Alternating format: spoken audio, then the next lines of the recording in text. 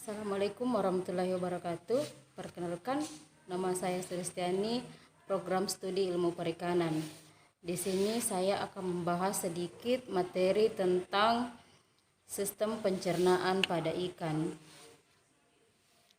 Seperti kita lihat pada gambar sistem pencernaan ikan. Sistem pencernaan ikan diantaranya itu ada pankreas, usus, kerongkongan, mulut, kantong empedu, hati, lambung, dan anus.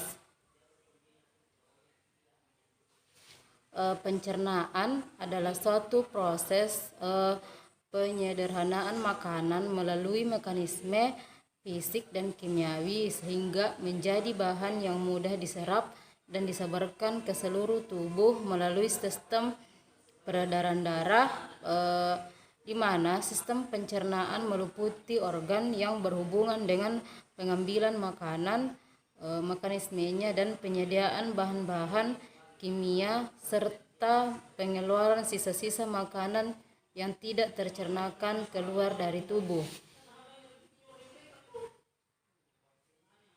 Selanjutnya, saluran pencernaan. Saluran pencernaan kita dapat dia seperti gambar, di mana saluran pencernaan meliputi diantaranya itu mulut, insan, seka, esofagus, lambung, usus, dan anus. Saluran pencernaan bila diurus secara berurutan dari awal makanan masuk ke mulut sampai ke proses pencernaan, dan selanjutnya sisa makanan yang tidak dicerna dibuang dalam bentuk feses melalui anus. Maka organ yang termasuk saluran pencernaan terdiri atas mulut, rongga mulut, teka, kerongkongan, lambung, pilorus, anus, dan usus. Selanjutnya, mulut.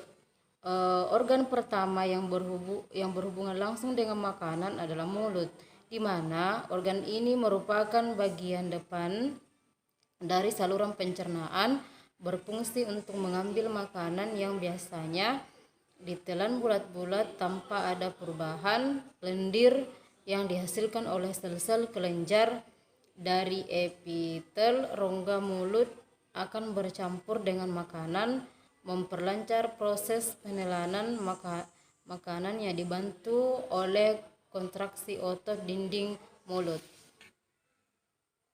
Selanjutnya, tipe-tipe mulut ikan. Seperti kita lihat pada gambar A, yaitu tipe mulut terminal. Pada gambar B, tipe mulut subterminal. Pada gambar C, yaitu tipe mulut superior. Pada umumnya, mulut ikan terletak di ujung depan kepala yang dinamakan tipe terminal. Pada ikan yang lain, mulut terletak pada bagian atas tipe superior. Di bagian bawah kepala tipe inferior, dan ada pula dekat ujung bagian kepala yaitu tipe subterminal. Selain letak yang berbeda-beda, bentuk mulut pun bermacam-macam. Bentuk dan letak mulut ini sangat erat kaitannya dengan macam makanan yang menjadi kesukaan ikan. Mulut tipe superior mendapatkan makanan dari permukaan atau menunggu pada dasar perairan untuk menangkap mangsa yang lewat di atasnya.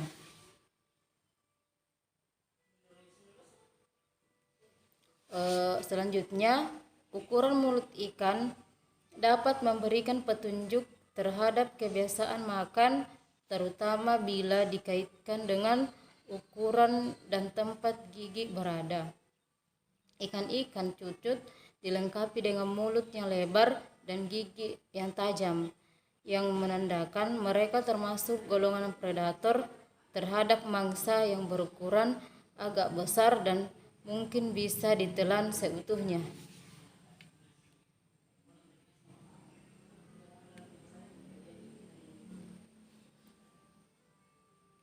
Pada gambar berbagai bentuk mulut ikan. Pada gambar A, mulut yang dapat disimbolkan. Pada gambar B, mulut gergaji. Pada gambar C, yaitu mulut tabung. Mulut seringkali dilengkapi dengan sungut yang bentuk dan jumlahnya sangat bervariasi. Sungut ini berfungsi sebagai alat peraba ketika ikan tersebut mencari makanan.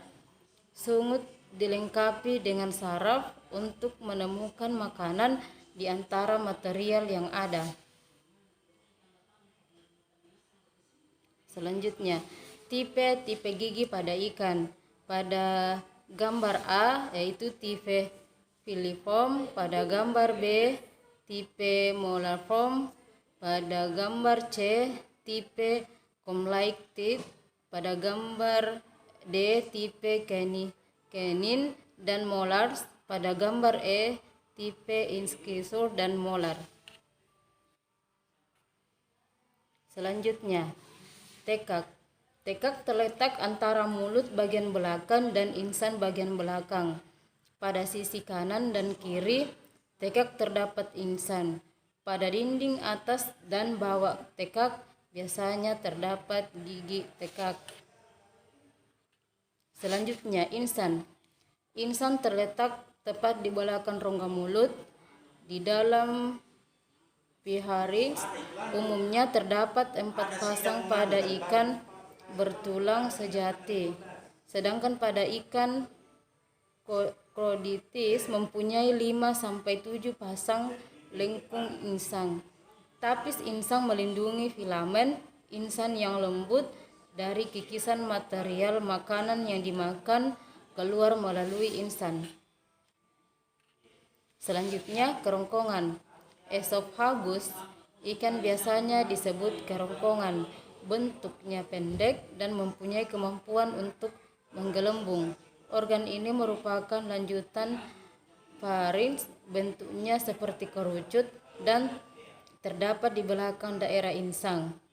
Kemampuan menggelembung organ ini tampak jelas pada ikan predator yang mampu menelan makanan yang relatif besar ukurannya. Sedangkan ikan-ikan pemakan jasad kecil mempunyai kemampuan untuk menggelembung yang kurang dibanding dengan ikan predator. Karena adanya kemampuan menggelembung inilah, maka jarang terjadi seekor ikan sampai mati bila makan suatu makanan yang melalui mulutnya tetapi tidak dapat ditelan. Selanjutnya, lambung. Lambung atau perut besar adalah lanjutan dari esophagus. Lambung menunjukkan beberapa adaptasi, diantaranya adalah adaptasi dalam bentuknya. Pada ikan pemakan ikan, lambung semata-mata berbentuk memanjang seperti pada ikan garbovi, pik, barracuda, dan striped bass. Pada ikan omnivora, seringkali lambung terbentuk seperti kantung. Pada ikan belanak atau mugil, lambung bermodifikasi menjadi alat penggiling. Selanjutnya, yaitu pyloric. Di antara lambung dan usus terdapat pyloric yang merupakan penyempitan saluran pencernaan. Pada bagian ini terdapat penebalan otot licin melingkar. Pyloric berfungsi mengatur pengeluaran makanan dari lambung dan masuk ke usus. Pada beberapa jenis ikan seperti Mungilidae, di bagian depan usus terdapat kantung menjari yang dinamakan pyloric. Struktur histologis organ ini sama dengan usus. Fungsi pyloric caeca adalah sebagai tempat pencernaan dan penyerapan makanan, terutama lemak. Pyloric caeca merupakan sumber lipase yang memecah lemak menjadi asam lemak dan gliserin. Jumlah bentuk pilorik KK sangat bervariasi. Usus. Usus berada di antara pilorik dan rektum. Usus terdiri atas beberapa lapisan, yakni mukosa, submukosa, mukulus, dan serosa. Fungsi usus sebagai organ untuk mencerna makanan, juga sebagai tempat penyerapan makanan. Efektivitas penyerapan meningkat dengan semakin luasnya area penyerapan. Usus merupakan suatu bagian dari saluran pencernaan mulai dari pilorus sampai di kloaka atau anus. Rektum dan anus. Di belakang usus terdapat segmen rektum. Rektum ini terletak di antara katup rektum, rektal valve, dan anus. Katup rektum yang merupakan penyempitan saluran pencernaan akibat penebalan otot licin melingkar, mengatur pengeluaran makanan yang tidak tercerna dari bagian usus ke bagian rektum. Rektum mempunyai struktur histologis yang serupa dengan usus, namun pada lapisan mukosanya hanya terdapat sel mukus, dan di bagian belakang dekat anus lapisan ototnya terdiri atas otot bergaris. Nah, fungsi utama rektum adalah menyerap air dan mineral dan memproduksi lendir untuk mempermudah pengeluaran makanan yang tercerna. Kelenjar pencernaan. Kelenjar pencernaan atau glandula digestoria berfungsi dalam proses pencernaan, terdiri atas hati, pankreas, dan kandung empedu seperti kita pada lihat pada gambar, yaitu kelenjar pencernaan pada ikan. Diantaranya ada usus, pankreas, kerongkongan, mulut, kantung empedu, anus, lambung, dan hati. Hati adalah salah satu kelenjar pencernaan. Organ ini umumnya terletak di depan lambung, di bawah kerongkongan, memanjang sampai di belakang anus. Hati atau hepar besar berwarna merah kecoklatan. Hati termasuk organ yang besar pada ikan, bahkan pada ikan cucut atau ikan pari biasa mencapai 20% bobot tubuhnya. Biasanya hati berjumlah 2 buah, tetapi mungkin hanya 1 seperti pada ikan salmon atau 3 seperti pada makrel. Pankreas. Pankreas merupakan organ yang berperan penting dalam proses pencernaan. Pankreas mensekresikan beberapa enzim yang berfungsi dalam proses pencernaan makanan, yakni protase atau tripsin dan karbohidrat atau amilase dan lipase. Sebenarnya, pankreas merupakan organ yang memiliki fungsi ganda sebagai organ eksokrin dan organ endokrin. Sebagai organ eksokrin, pankreas mengeluarkan enzim pencernaan, dan sebagai organ endokrin, pankreas memiliki kelompok sel pulau-pulau Langerhans yang mensekresikan hormon insulin. Kantung empedu. Kantung empedu berupa kantung tipis yang berisikan empedu. Kantung ini menempel pada bagian bawah hati. Kantung empedu atau vesika filea bila penuh bentuknya membulat dengan warna kehijau-hijauan. Fungsi dari kantung empedu ini untuk menampung atau menyimpan empedu atau bilus dan mencurahkannya ke dalam usus bila diperlukan.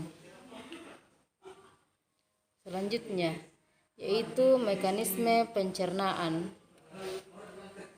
Sebelum makanan disambar atau ditelan, terlebih dahulu telah timbul rangsangan berupa nafsu untuk makan, nafsu untuk makan ini dapat dirangsang melalui penglihatan, bau, dan rabaan. Begitu ada nafsu makan untuk makan, maka alat-alat pencernaannya segera bersiap-siap untuk menerima makanan dan selanjutnya mencerna makanan tersebut. Setelah makanan digigit, untuk menelannya diperlukan bahan pelicin, yaitu air liur. Selanjutnya yaitu mekanisme penyerapan sari makanan. Makanan yang sudah dicerna halus sekali kemudian sari-sarinya akan diserap oleh dinding usus. Sebenarnya di dalam lambung juga sudah mulai penyerapan, tapi jumlahnya masih sangat sedikit. Penyerapan yang utama terjadi di dalam usus. Untuk menyerap sari makanan tersebut, dinding usus mempunyai jonjot-jonjot agar permukaannya lebih luas. Melalui pembuluh darah, rambut, pada jonjot usus tersebut, sari makanan akan diserap ke dalam darah. Sekian dan terima kasih. Assalamualaikum warahmatullahi wabarakatuh.